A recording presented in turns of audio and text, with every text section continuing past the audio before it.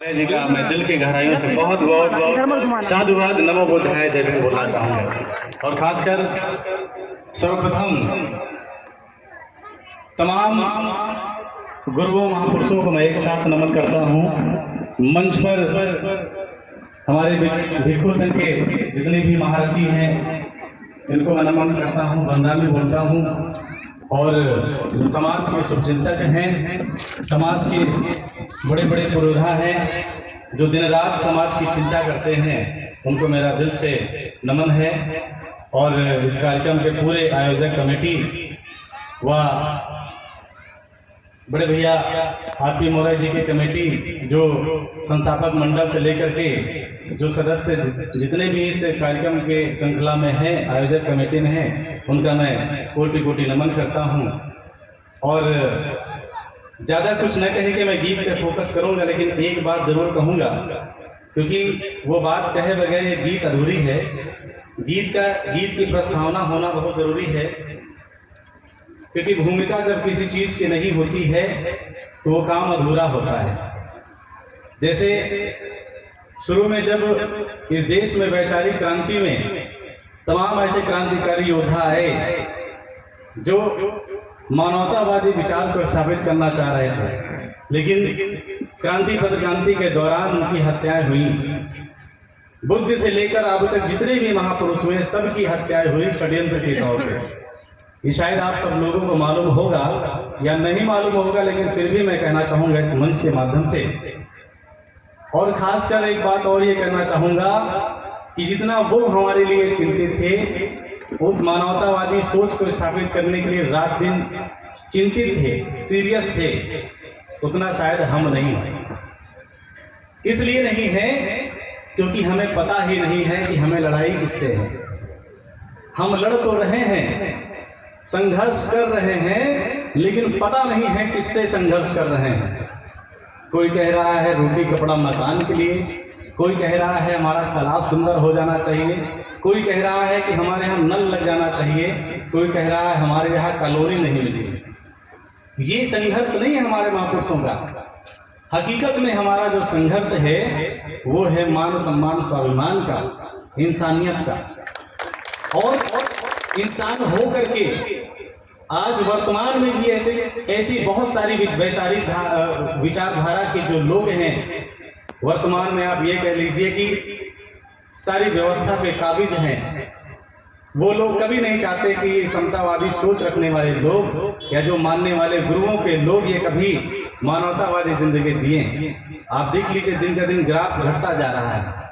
जितनी बड़ी जागृति महापुरुषों के द्वारा आप तक हो रही है, उससे कहीं ज़्यादा दुर्गति भी हो रही है। इसका मूल कारण मैं आपको बताना चाहूँगा, क्योंकि हम जो महापुरुषों ने एक लकीर खींची दुश्मनी की। याद रखिएगा, जब कोई संगठन बनता है तो उसका एक उद्देश्य क्लियर होता है, एक आधार क्लियर होता है, तभी सबसे मजबूत सबसे विशाल संगठन कहलाया जाता है। संगठन तो हम बना लिए, लेकिन उसका आधार भूल गए। याद रखिए, जितनी मजबूत दुश्मनी होती है उतना ही मजबूत पूरी दुनिया में संगठन होता है। अभी आपके गांव में मैं दुख के साथ ये कहना चाहूँगा, अभी अगर ये जगराता होता, देवी भवानी का पंडाल होता, काली भूरी महारानी का पंडाल होता, तो खचाखच ये मैदान भरा होता। और हमारे पुरखों की विरासत की बात हम करने के लिए इकट्ठा हुए हैं। अफसोस के साथ कहना पड़ रहा है, बदायूं की धरती पे लोग सीरियस नहीं है। केवल 2 वीरांगनाएं आई हैं, जरा सोच लीजिए। और महिलाओं की कुर्सियों पे पुरुष बैठे हैं, जरा सोच लीजिए। पुरुषों को ये फितरत है कि महिलाओं की कुर्सियों पे भी बैठने के लिए वो आगे हैं कि नहीं, तुमको नहीं बैठना है। हमारे पुरखे क्या करते थे? ज्योतिबा फूले क्या किए? सावित्रीबाई फूलों के आगे किए। अभी उसी कड़ी में देख लीजिए, हमारे माननीय शशांक मौर्य जी, वो भी एक पुरुष हैं, लेकिन महिला को आगे कर रहे नहीं। तुम्हें समाज का नेतृत्व करना है, महिलाओं का नेतृत्व करना है, अपनी साहित्यिक क्षेत्र में पूरी दुनिया में अपने आप को स्थापित कर रहे हैं। तो मेरा कहना का मतलब ये है कि हम दुश्मनी भूल गए हैं, उन मनवादी विचारधारा के लोगों की दुश्मनी जो महापुरुषों ने हमें कहा था। ज्योतिबा फूले ने कहा था, एक स्टेटमेंट थे, आप समझ जाएंगे।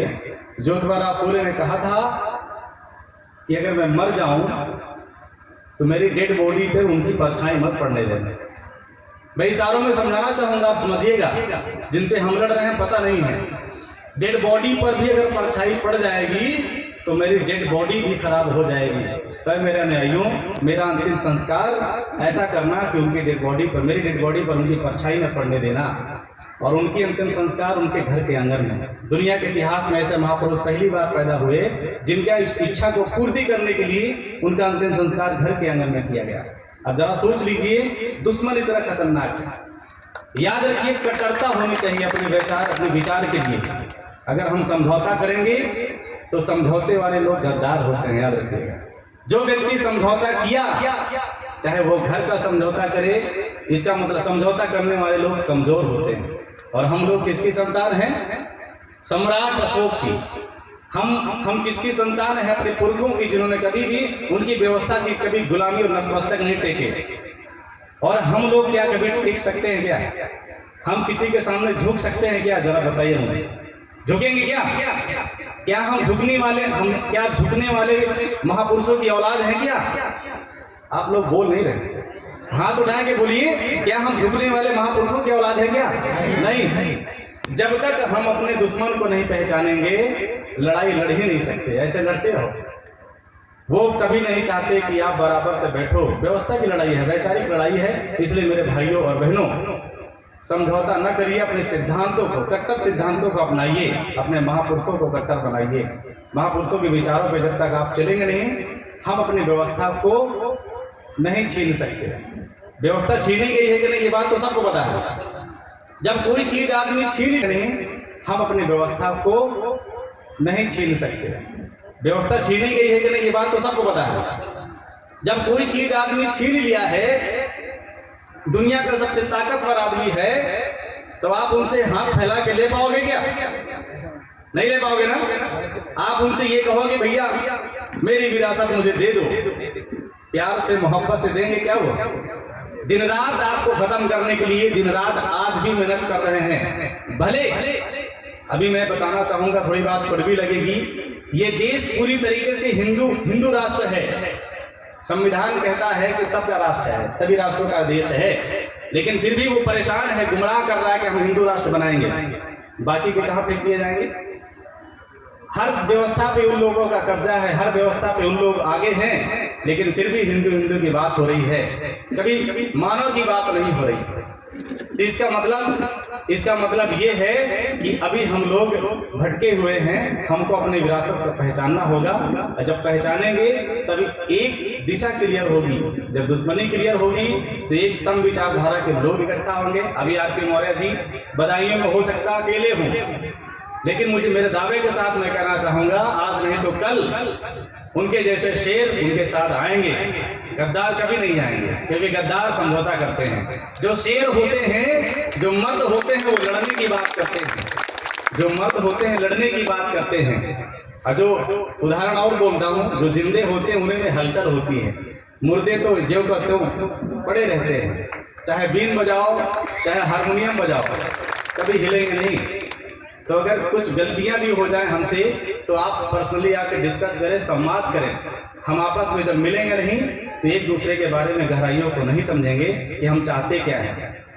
ये लड़ाई हम सब की है, तो हमें समाधान भी हम सब मिलकर इकट्ठा करना होगा। और जब हम जानते हैं कि देश में अभी तक की व्यवस्था में हम लोग चले आ रहे हैं, कुछ मिला नहीं, तो अपना विचार, आचार, संस्कार और व्यवहार चेंज करना होगा। जो हमारे पुरखों ने दी है उसको अपनाना होगा, उनसे पूरी तरीके से दूरियां बनानी है। अगर हम उन्हीं के खेमे में रह के अपनी सुरक्षा की बात करेंगे, अर्थात दुश्मन के खेमे में रहकर अगर अपनी सुरक्षा की बात करेंगे, तो कहीं ना कहीं हम अपने आप को मूर्ख साबित करेंगे। जो व्यक्ति दुश्मनी भूल जाता है वो आदमी मिशनरी नहीं होता है। तो मैं ज़्यादा भाषण ना दे करके, क्योंकि हो सकता है मेरी बातें आपको हो सकता है थोड़ा सा बुरी लगे, लेकिन ये सच्चाई है। सच्चाई है कि नहीं? हाथ उठाइए जरा, क्योंकि ये सच्चाई ऐसी है। सच बोलना आज की डेट में गुनाह हो गया है। अगर हम सच कहें कि भैया दारू छोड़ दो और ये दुनिया भर घूम छोड़ दो, तो बोले नहीं आप मेरे पे चोट पहुंचा रहे हैं। अगर हम इसका फायदा क्या है, तो फायदा नहीं बता पा रहे। अगर उनसे पूछ लिया जाए कि गोबर में टीका क्यों लगाते हो, तो पता नहीं है, लेकिन लगा रहे हैं क्योंकि पुरखे कहे हैं। जान लीजिए ब्राह्मण, मैं थोड़ा सा बताऊंगा। इस देश में जो मनुवाद जो होता है, मनुवाद किसी जाति का नाम नहीं है, एक विचारधारा है। ये इंसान होकर दूसरे इंसान पर भेदभाव करता है। वो 6 चीजों पर अटैक करता है। एक लाइन बोलूंगा, उसके बाद गाना सुनाऊंगा बस। तन, मन, धर्म, सत्ता, संगठन, इन 6 चीजों पर बहुत बुरी तरह अटैक कर रहा आज भी। आप 9 दिन अभी करके चले आए, उसका कोई रिजल्ट नहीं मिलेगा आपको। ये 6 चीजों पर अटैक अगर आप लोगों ने होने से रुक गए, अपने आप को बचा लिए, तो इस देश में आने वाले समय में आप इस देश की शासक कहलाओगे। ये मेरा दावे के साथ कहना चाहूँगा। आप सब कुछ उनकी कही हुई बात को एक नहीं मानना है। आने वाले समय में अगर मौका मिले तो आरपी भाई मौर्य जैसे लोगों को जरूर आगे आने दीजिएगा, नहीं तो इस देश बिकने में देर नहीं लगेगी। ये देश पूरा बिक जाएगा। आप चिल्लाते रहोगे, बुद्ध अशोक की बात करते रहोगे, गीत संगीत हम सुनाते रहेंगे, आप लोग दारू पियोगे और जय भीम नमो बुद्धाय बोलोगे, सत्यानाश हो जाएगा। तो आप शीलों से मत भटकिए। आइए, रास्ते में हम लोग एक संदर्भ बनाते चले आए। रास्ते में सोचा कि गीत हम सुनाएंगे आपको, तो आपको यही लगेगा यार ये गीत हमने सुना है। तो ये गीत जो आपके मर्दानगी पर सूट करता है, वो गीत हमारे बड़े भाई शशांक मौर्य जी ने लिखा। इसलिए लिखा क्योंकि जितने क्रांतिकारी हमारे आरपी मौर्य जी हैं, उतना ही क्रांतिकारी गीत भी होना चाहिए। ये पहली प्रस्तुति मेरी है जो गीत के माध्यम से आप गौर कीजिएगा शब्दों की गहराइयों को, यही हमें आगे तक ले जाएगा।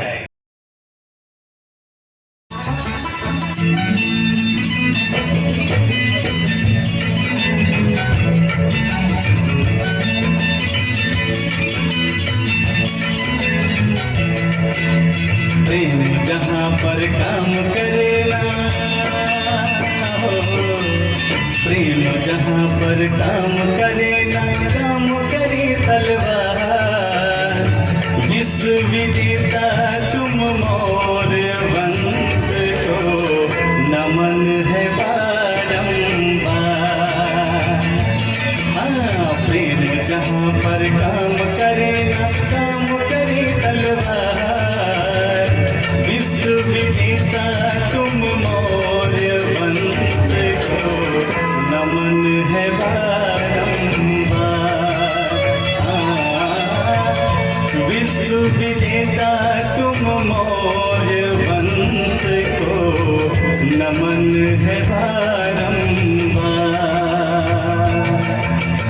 अपने लिए तालियां जरूर बजाइए कमेटी में।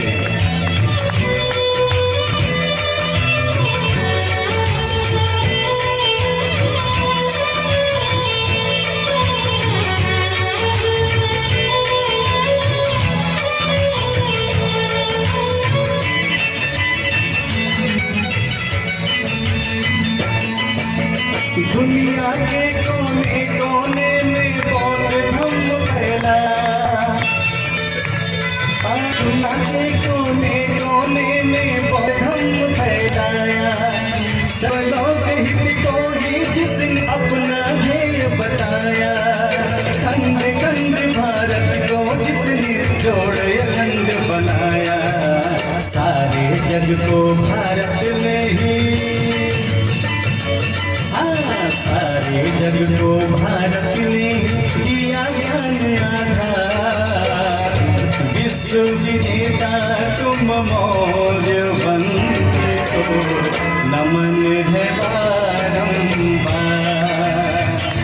हाँ, प्रेम जहाँ काम करना के तलवार।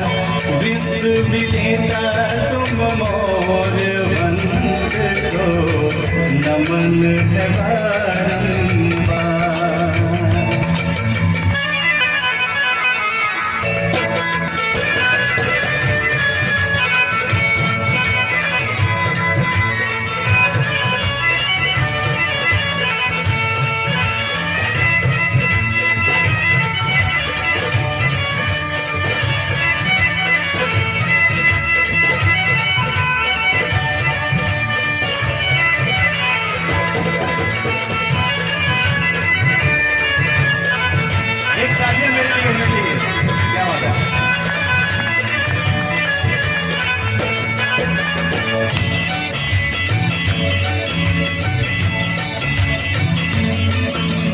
क्षमा अहिंसा उसे शोभती जिन पाँवों में बल हो। क्षमा अहिंसा उसे शोभती जिन पाँवों में बल हो। मानव हित है निहित उसी में जिसका मार्ग सरल हो। जीत उसी की होती जिसका दृढ़ विश्वास अटल हो। किसके आगे नतमस्तक है, क्या बात है, हाँ किसके आगे नतमस्तक है ये सारा संसार। विश्व विजेता तुम मौर्य वंश को नमन है बारंबार। प्रेम जहाँ पर काम करे न काम करे तलवार। विश्व विजेता तुम मौर्य वंश को सत्य सत्य है प्रणाम।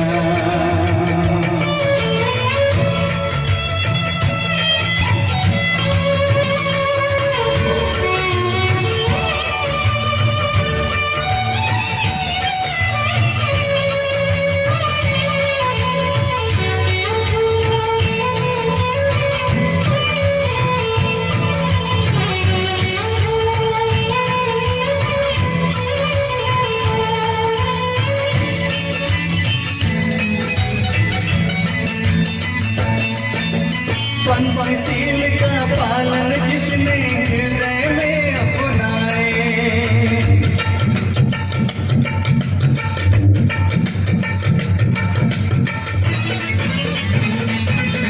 पंचशील का पालन जिसने हृदय में अपनाए। सद्बुद्धि मिल जाए उसको वो आगे बढ़ जाए। कपट कर्म पाखंड झूठ से वो प्राणी बच जाए। ऐसा शील विचार जगत में, हाँ ऐसा शील विचार जगत में किया प्रचार प्रसार। विश्व विजेता तुम मौर्य वंश को नमन है बारंबार। प्रेम जहाँ पर काम करे न काम करे तलवार। विश्व विजेता तुम मौर्य वंश को नमन है बारंबार। विश्व विजेता तुम मौर्य वंश को नमन है बारंबार। विश्व विजेता तुम मौर्य वंश को नमन है बारंबार। बहुत बहुत साथियों को नमन।